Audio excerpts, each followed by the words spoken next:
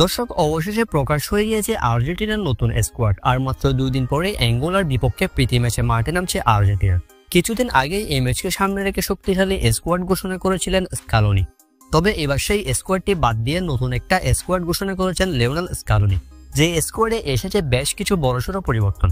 চলুন এবার এক নজরে দেখে নেওয়া যাক আর্জেন্টিনার নতুন স্কোয়াডটি কিরকম হয়েছে। আর্জেন্টিনার নতুন স্কোয়াড। দর্শক, গোলকিপিং লাইনে কোনো পরিবর্তন আনেননি স্কালোনি। জেনেরিমো রুলি এবং ওয়াল্টার বেনিতেজ এই দুজন আছেন আগের মতোই। অন্যদিকে ডিফেন্স লাইনে আছেন রোমেরোর বাদ যাওয়ার সম্ভাবনা থাকলেও রোমেরো স্কোয়াডে জায়গা পেয়েছেন আবারও। সেই সাথে আর্জেন্টিনার দীর্ঘ প্রতীক্ষার পর দীর্ঘ 8 মাস পর আর্জেন্টিনার স্কোয়াডে ফিরেছেন Lisandro Martinez. Defender Lisandro Martinez ইতিমধ্যে অনুশীলনে যোগ দিয়েছেন। ডিফেন্ডার হিসেবে আরও আছেন নিকোলাস ওটামেন্ডি, মার্কোস সেন্সি, নিকোলাস ট্যাগলেভিকো এবং হুয়ান ফোয়ের।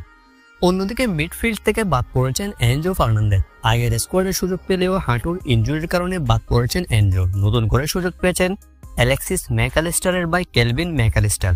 সেই সাথে আরও যারা আছেন মিডফিল্ডে তারা হলেন Alexis Mac Allister, Rodrigo De Paul, Emiliano Buendia, Nico Paz, Thiago Almada, Giovani Lo Celso, Maximo Perrone, Valentin Barco এবং প্রেস্টিয়ানি। দলের মিডফিল্ডার হিসেবে সুযোগ পেয়েছেন এরা, যেখানে মিডফিল্ডে নতুন করে সুযোগ পেয়েছেন কেলভিন ম্যাকঅ্যালিস্টার এবং এমিলিয়ানো বুয়েন্দিয়া।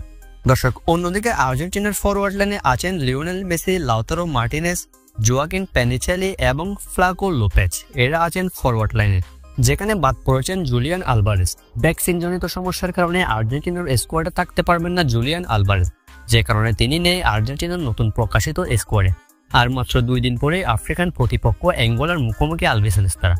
আর এই ম্যাচকে সামনে রেখে নতুন এই স্কোয়াড ঘোষণা করেছেন স্কালোনি। অনেকগুলো প্লেয়ার বাদ পড়লেও দলের সুযোগ মেলেনি আলেহান্দ্রো গার্নাচোর। দর্শক, এই স্কোয়াডটি আপনার কাছে পার্সোনালি কেমন লেগেছে কমেন্টে জানাতে পারেন।